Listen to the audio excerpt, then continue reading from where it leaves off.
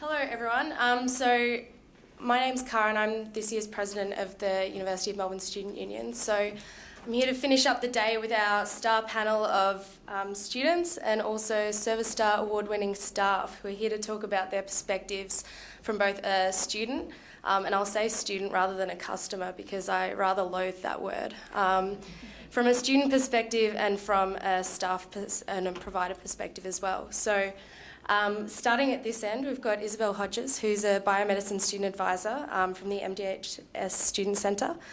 We've got Thomas Kwang from the Faculty of Business and Economics, so he's a student and also the Vice President of MUOS, the Melbourne Uni Overseas Student Service for Education and Welfare. We've got Amber Craig, who's a student and a peer advisor in the Faculty of Science. And also on the end there, we've got Anthony Kosasi, who's an Inquiries Officer at the Arts Student Centre. So I guess from my perspective, I think that good student advisors in many ways, I guess to introduce our topic first of all, rather. So we put our heads together and came up with a topic that students are not just a puzzle. So from that we mean that, you know, students are not just this kind of study plan that needs to be solved or something that needs to be pieced together, but rather that students need to be seen as a whole and as complex individuals. So I think that from my perspective, I was sort of thinking about this, and to me, good student advisors need to act in many ways like general practitioners. I think that some students really just need a bit of a diagnosis, some reassurance, and to be sent home with an appropriate remedy. But a lot of students really do need more complex care, and they need sympathy. And, you know, being able to ask the right questions is really important, and I think being able to refer students, as I think has been said many times earlier, to appropriate professional services is really key. So academic skills or counselling, and not just flicking them on, being able to actually step them through that process. So we'll start off with the first question, and I'll go to Amber first on this one, and that is, what to you is the most important aspect of good service? All right, well, for me personally, I think there's probably two major aspects which quite interlink. The first that I think is very common but also very important is the understanding aspect.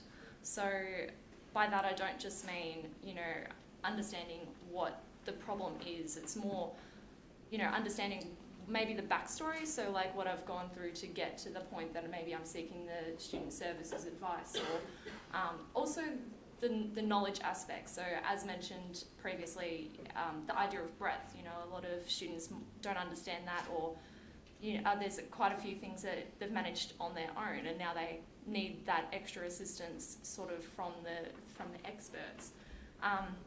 So I definitely think understanding what they're needing and not just giving the stable answer of, you know, it's all online, because usually we've come to you once we've tried online resources and that's kind of failed us or not completely explained it. So yeah, I did have the experience not that long ago that I was wishing to unenroll in a subject, and I knew a little bit about it, but I was very unsure whether there was an extra process that needed to be done. I didn't think it was as simple as just withdrawing. But unfortunately, when I did go to kind of seek that extra advice, I did get the response of, it's all online. Like, just go into the study plan, you know, just enroll, it's all fine. And then sort of the second aspect comes into it of, you know, engaging and being interested in my backstory and like why, you know, why am I doing this? Like, why do I want to unenroll? And I think at that point it was, if I had been asked that, it would have definitely incurred like a sense of trust and encouraged me to go back because someone actually cared. Whereas I know that that does happen a lot, and I have had the experience of being able to trust the person I'm speaking to because this is my course, this is my future. And I definitely think that those two things are what will sort of give the best experience and the best, you know, good service that I've had. So they're definitely the two major points that I really enjoy. Thanks. And Thomas, for you, both as a student and also as an international student, and as someone who has a role in MUOS as, I guess, someone who is relied upon for advice and things like that in the education spheres, what are your perspectives on that? I think something which is really important is about the I do agree with what Amber said previously, is like being helpful, like understand students' needs, and sometimes it's just like students don't really understand what they want. So basically, like if they want to talk to someone, sometimes they just want to talk to someone and wish that someone is there to listen to them and help them and assist them. But I think something is very important is also about like being friendly. Like this will like definitely affect their moods, especially when students are very frustrated of maybe something like service failure. So maybe say a greetings with a smiley face would definitely change their mood. And also I think something is about the efficient of solving their problems, because like what Kara said previously, students are not a puzzle. So a lot of times students don't really understand like what services does the university provide. So what they do is they will just go to student center. So I think that student center should have a good relationship with other services in the uni, so that they can just provide them to, like just direct them to the relevant department, instead of just saying I don't know, and then yeah, what you can do is just Google or search your answer online. Yeah, so yeah, that's my point. Thanks. Great. So we might open up from questions from the floor, and then we'll sort of wrap up with a question for each of our panel members at the end. So does anyone have a question that they'd like to ask any of the members of our panel? We've got a rare opportunity to have students in the room here, so we should take advantage of it. We have the impression that students want to do everything online. So I'm just interested in knowing about, is that your preferred option, is to be able to do it for yourself, go online and complete a transaction from 24/7? I definitely think that's appeal. There is the two different levels of, yes, if something's really simple and it is straightforward, then we'd love to have that efficiency of being able to go, yes, these are my choices, I can do that for myself. I mean, definitely one of the things coming into uni is that you do become a lot more self-sufficient. So I think that is a major aspect being online. But also in saying that, I think that could present a level of sort of distance and coldness and especially when you do get the circumstances where you don't quite understand the online resources, that there's the perception that online is all there is. So yes, there should be, I think, a lot of online, but there also needs to be that sort of backing up of the people. So I don't think it's ever going to be completely online, of course not. But I think it'll definitely be a major aspect. But that's just my opinion, so I don't really Excuse me. I agree with what Amber said, because I believe like most of the students hate student center. It's because like how they build, like they have this service desk and staff sitting behind, so they just don't feel comfortable with speaking to staff. Instead, they prefer talk to their friends or talk to their peers. So yeah.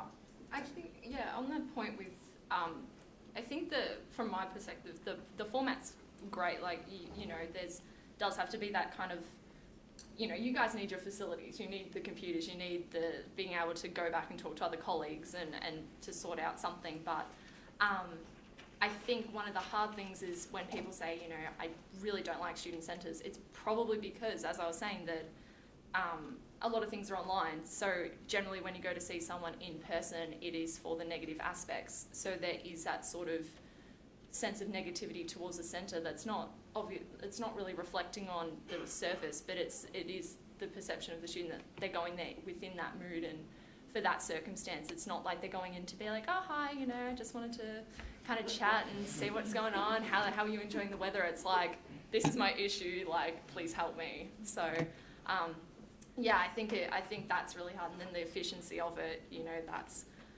and obviously things take time. So if you've got someone that's going in there that's very, negative and it does have that issue, they're obviously needing time, but also everyone else is. So I think it's very difficult to judge that. So hopefully that answers your question. Anthony or Isabel, do you have anything to add to that? Or? I was going to say you guys should come to the Art Student Centre. We've redesigned it. We've got different little pods. You can walk in, you can chat to us, you can hang out and just have a good time. You don't actually have to have a front counter, so to speak, that's blocking you off from us. There's always people there. I'll take you up on that now. Yeah, don't know about your home students, their experiences or what their plans are to change it, but ours is pretty good. We moved from the old arts building into Arts West, and they specifically designed the student centre to be inviting for students to come in. That's the way we've set it up. We want students to come in from the moment we open till the moment we close. We want students in there experiencing university life right there in front of us. So, you know, we've got computers set up there so the students can go and use it. There's little spaces they can sit and study out, and we can see it all while serving students. So definitely come and have a chat with us over there. In addition, I think we would love to see students when they're doing really well, because a lot of the times we see students for that problem solving, generally students who are under stress or needing support. But when everyone's doing well in their exams, we don't tend to see them. So yeah, do drop by. But there's a second aspect to that, a little bit more serious, I think, which is in response to your talking about how approachable or unapproachable people might be at a student centre, and that might be environment, so the physical design of the space, or the staff who are on the front counter, who are either well supported by managers, with well structured, well trained programs, I guess, who feel they've got a lot of information, who feel that they can make decisions for themselves, or not, maybe without the support of excellent managers. The types of relationships that we get to build with students through clubs and societies, or through events such as this, Yep. or through fundraising, or through Open Day, really allows us to get a lot of our messages out there. So maybe we need to think a little bit differently about our student centres as service spaces, because there was a really nice lot of networking that happened over at our table earlier, where Thomas was able to introduce me to a service that I need to know more about as part of the University of Melbourne, and I've been able to introduce him to a couple of key people who run services across the university. So that's that type of thinking, perhaps, and I can definitely see why students might find it intimidating coming into a student centre, and they'd much rather that peer support. But I'd like to know that the peer support they're getting has got up-to-date and correct information. So that's why we want to keep our relationships, keep our relationships current. So being able to build strong relationships between student-run support services and university-run support services. Great. Does anyone else have a... Yep. I have a question particularly for Thomas, but also for Amber. What are the most useful services for you that the university provides? So I'm thinking about English language services, or careers services, or counselling services. How easy is it to find them? And how useful are they when you get there, and are they easily accessible? For me, to be honest, I don't really use university service, but I think the most important, like the most useful service is like the international student service, or as known as the student support service, if I'm not mistaken.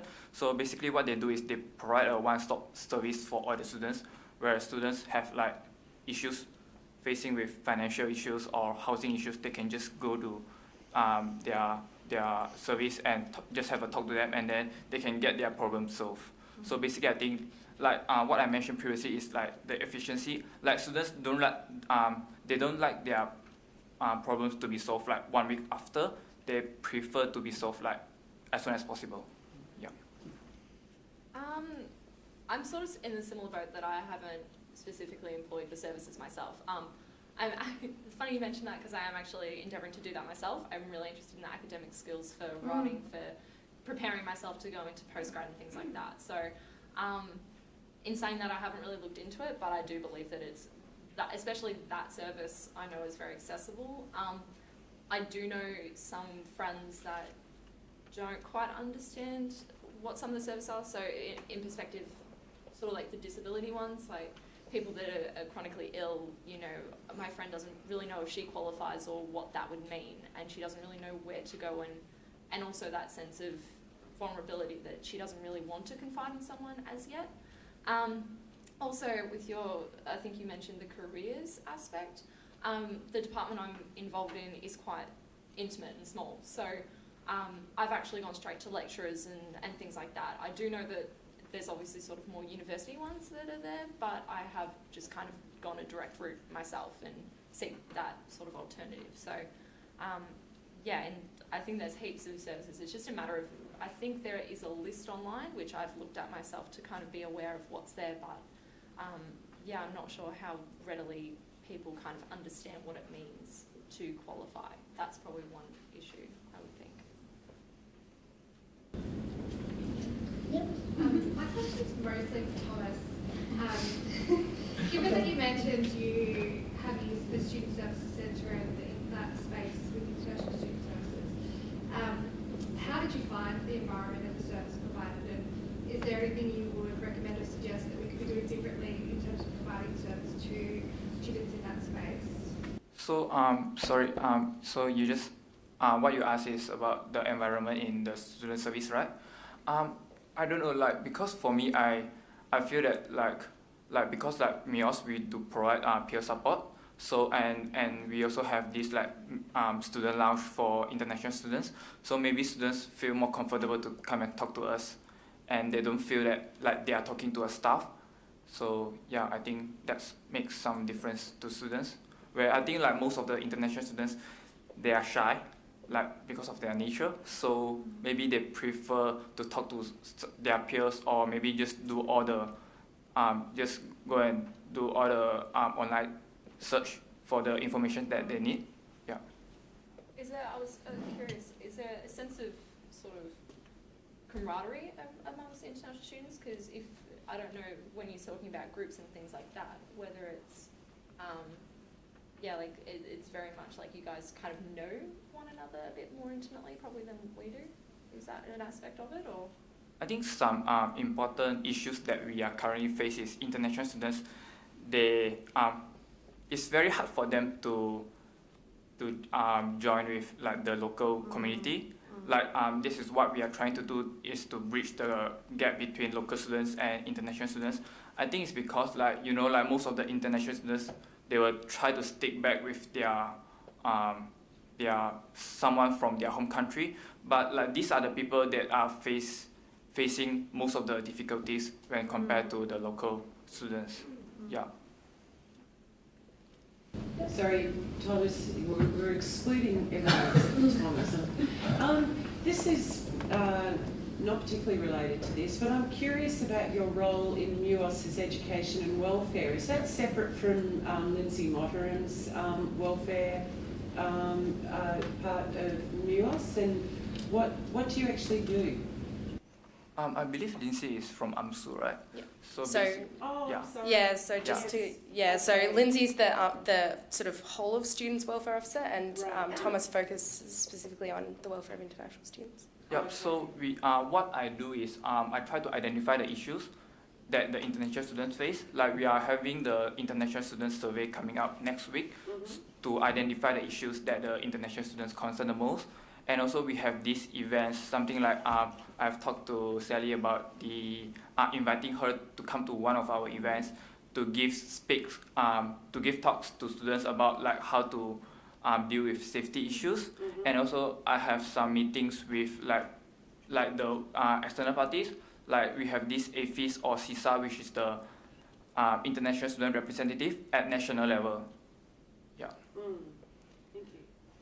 So I might just throw a question to Anthony and Isabel now, since you've been a little bit neglected. And so I guess from both of your perspectives, we might start with Isabel first. What do you view as one of the most important aspects of your role in dealing with students, working out what their problems are, and then, you know, what comes next? I guess that reflects on what I'm looking for in good service as well. So obviously we need to answer any immediate concerns and then dig a little bit deeper to find out what the student might actually be needing help with. If it's a case where a student is withdrawing from a subject, I would definitely ask, hey, how come you're reducing your study load? What's going on this semester?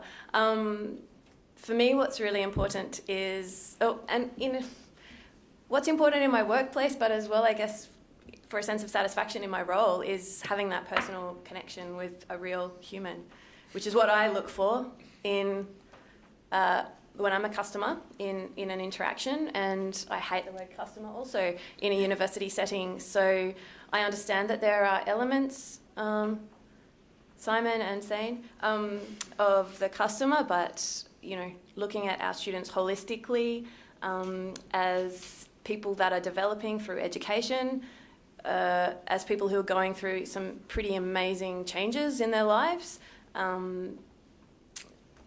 Connecting with an individual is paramount to forming, I guess, rapport and then actually being able to assist. And Anthony, what about you? I think Isabel said a lot. As usual.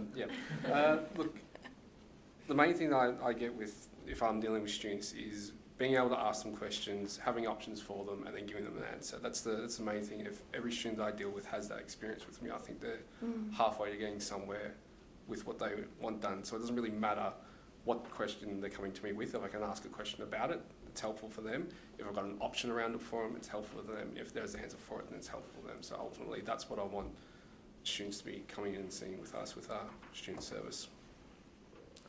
Great. And do we have any other questions for our panel? So, how do we become more approachable to students? Like, is it an open plan Smile. center, or is it? When we can't all rebuild our student centres, what can we do? Say hi. I think that's a good Yeah. basic. I think smile and Because say most hi. of the time when I go to student center, they don't really greet me. Yeah. But I'm not telling which faculty I'm from. Yeah. Right. Yeah. I definitely think that's one of the things I have noticed. They might just say hi, but there's no, I guess the greeting is very important for that, for one thing, but I don't find the layout probably as intimidating as some people might do. I don't know if that's just my demeanour maybe coming through, that I just kind of go up and be like, hey, what's up? But I'd say probably one of the things that I sort of find a bit harsh is, for my student centre, there's a list, you're very much in a waiting line, and it feels very commercial and stale, and to me that it feels just weird, you're just sitting there waiting. So you mean physically a queue? Physically, You don't have virtual queuing? Oh no, you get a piece of paper and you're sitting there Centrelink, waiting for it, and you're just okay, so they're yep, A, 123, all right, and 125, and then they're E, 069, you're what? So, Chips and a burger. Chips and burger. I Well, think- that's the thing, is you don't know how long it's going to take. Sometimes they fly through it, sometimes you can be there for a substantial time. So I think that's probably one of the, not only, sort of being approachable, but also the accessibility of it, because sometimes you go there and you're like, well, my number's in 10 numbers time, I'm not going to wait. So I think, I don't really think there's probably a lot that you can change. I think it's just, it's probably more the perception that you guys are, and you guys are, I've had the experience, you guys are very open and want to help, that's why you're there. I think it's probably just maybe letting that come across a bit more, that you are people, you're not just a robot kind of plugging one answer, it's hey, Isabel, you were talking about the engagement of it and wanting to have that personal rapport, and I think that's what needs to come through a bit more. Does it maybe also reference Simon's presentation? That I really connected with that fleeting moment where if someone makes eye contact with you and genuinely smiles and says, hey, how are you? Then it actually doesn't sound robotic. Yeah. It's that genuine. Yeah, that is definitely a huge aspect. Yes. Yeah. Maybe offer them some coffee. But then I'm that awkward person that I'm sorry, I don't like coffee. And they're tea. I don't like tea. Water, thanks. But it's definitely, except I don't know how viable that is for hundreds of people coming in. As a student myself, and as a Bachelor of Environment student, I was lucky enough to experience, I came here and we had our student centre in Baldwin Spencer, and I was also here when the big Eastern Precinct project experiment happened. And the difference between that personal experience, having a single faculty where the environment centre, there's a couple of people at desks, it's all very calm, there are couches, you'd wait your turn, And then coming into this, large centre of faculty service stuff, and as Amber said, taking a number, and immediately you are a number. You're no longer a student. You're, problem A, number 32 in a line. And obviously there are practical issues that need to be resolved in. If you have high demand, you need to have a way of managing that. And I think that the texting thing has seemed to have had a lot of success.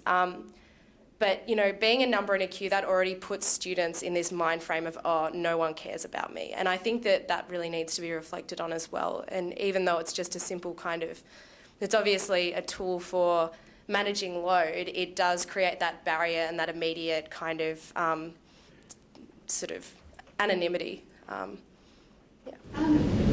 about that, like hating student centres, and you're talking about faculty student centres, can you differentiate between faculty student centres and, say, central student service centres and, say, the contact centre?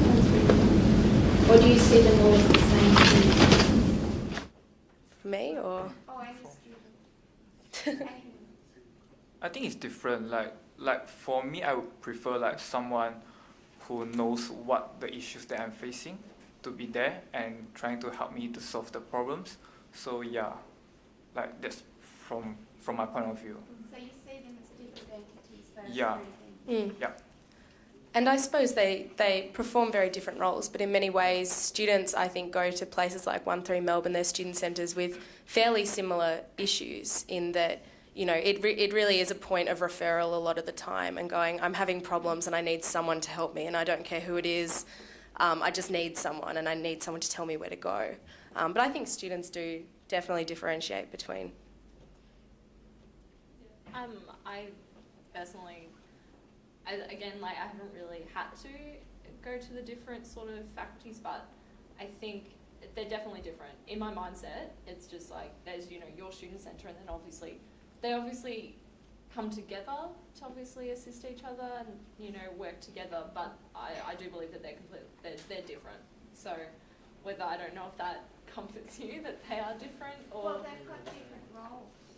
Yeah. And they can't each do everything, but 1-3 Mel's pretty damn good at pretty much everything. Yeah. But they have different roles, and I just wondered whether that was perceived or that we all have the same role, which is an overall knowledge of everything. I think that there's definitely students identify that there's the different things for different departments for different areas. Like you said, probably 1-3 Mel, some do go to maybe the student centres to find where to go, so that they might perceive more the student centres rather than the contact or whatever. They might think that more of an umbrella of at least somewhere, and that's what I definitely feel, is that if whatever I'm thinking, I'll try and find it myself, but otherwise, definitely my student centre, I know that at least someone will know what I'm talking about or where to go. So I think even if they obviously perform different roles, they have the knowledge to be able to help everyone else. So Might take one last question from the floor if anyone has anything else. No? Hi, I'm Craig. I'm a librarian here.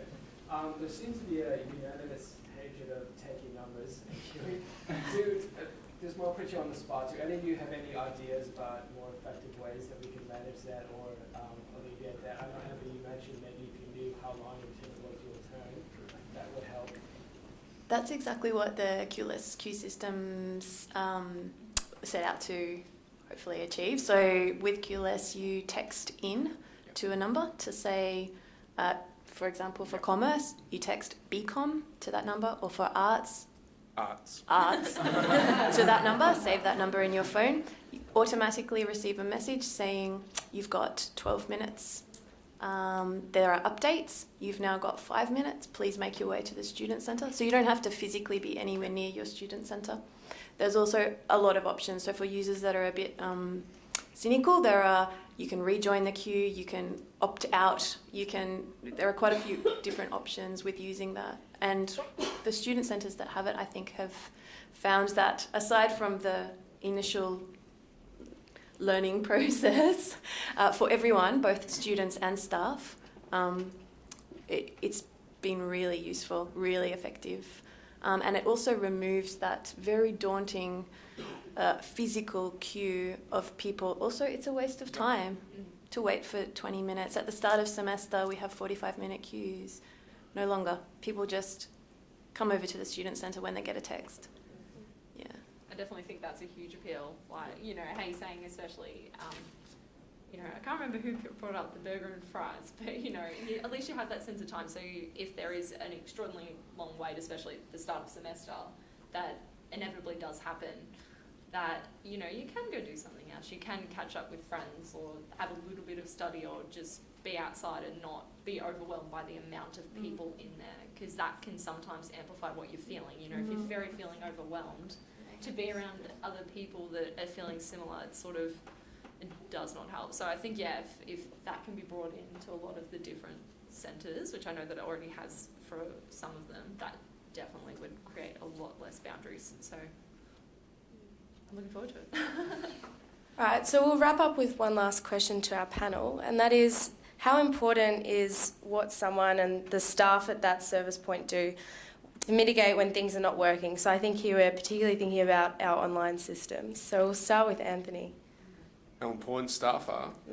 And what they do to mitigate your problem or your students' problem. Extremely important, because once the system goes down, where else have you got to go but to go to a student centre and see someone? I mean, you try and call 13 Melbourne, the system's down there as well, and you can't talk to someone on there, they can't fix it for you, you actually physically have to go somewhere. So having knowledgeable staff there that are willing to help, that are ready to help and are available to help is exactly what students would be wanting to have when they come in. There's a system-wide failure for some reason, like if ISIS goes down or something like that, they can't enrol, can't get their timetable or anything like that. Having staff there on hand ready to rock, so to speak, is very important. I mean, yeah, a lot of the time, that's what we have. You know, we'll have people come and see us purely because they want to actually talk to a physical person rather than sending an email through or anything like that, and that's fine. There's nothing wrong with that. I mean, you've got to be able to talk to people, you've got to be able to engage with them. That's, as I said, that's how we've designed the Art Student Centre, is to be like that. Is, you know, you can either be online, send us an email from 5 metres away, or you can physically come over and talk to us. Either option is available to you. Okay. Amber? With going to a student centre, there's obviously the kind of the team effort of the push and the pull of the student. You know, I guess initially that the student needs to have an idea of what to ask, but the staff to have a response, and like you said, the different options and, you know, being willing to be there. But I guess in the context of when things go wrong, it probably gets to that point where unfortunately the staff become more in demand, that they probably have to take on a quite larger role to be able to mitigate what's going on, because like I've been saying, that generally it's the expertise advice, that your experiences, your knowledge that we're seeking, rather than, because, you know, we've only been here for myself, I've been here for 2 years. Like, I've got nothing compared to the people in the student centres. So it's definitely that aspect of, you know, at least if you can accept that you don't know everything. Obviously, as saying, the different centres have different purposes, but knowing where to send us or what sort of options there are is definitely the key thing, is when things go wrong. So very important. I don't think we could do it without a living, breathing sort of person sitting there almost holding your hand, or metaphorically, but, you know, kind of pulling you through the black abyss of things that probably you don't think can get better. So. For me, MIOS does not really have issues with system failure, but I would like to share something about, like, because we organize book fairs, which is an event for students to sell and buy their second-hand books. So we have these issues with giving out wrong date to the students. Like we we posted on Facebook, like instead of today, we say that it's next week. So this is there was a miscommunication. So like 2 weeks later, 2 weeks after the event, like a student came in with a lot of books, like a whole stack of books, and we told her that sorry, like the event is like last week, so sorry about sending out the wrong information. And at that time she was okay, but 10 minutes later we received like complaints on Facebook, like someone saying that MEOS is not doing their job, how can MEOS send wrong information to the students, and then show that this is the proof of sending the wrong information. And what we can do is just to say sorry, and yeah, nothing much that we can do. But the thing is, like, if we can identify that she's unhappy at that time, so maybe we can prevent something like that to be happen. Yeah.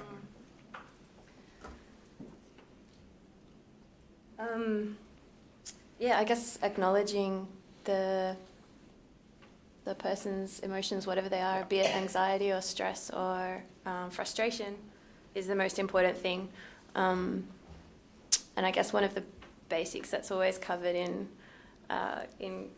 communication courses and managing conflict courses, first of all, acknowledge that human in front of you and acknowledge their pain, and then outline a response. So in collaboration with that person, let them know. So again, clear collaboration, clear communication, collaborating with the person, let them know what you're going to do in order to assist, and continue to check in with the outcome. No, we can't always provide the answers that students want to hear, and for very good reasons. But we can manage expectations, and we can continually communicate well about what we're doing. Great. All right, will you all join me in thanking our panel for this afternoon?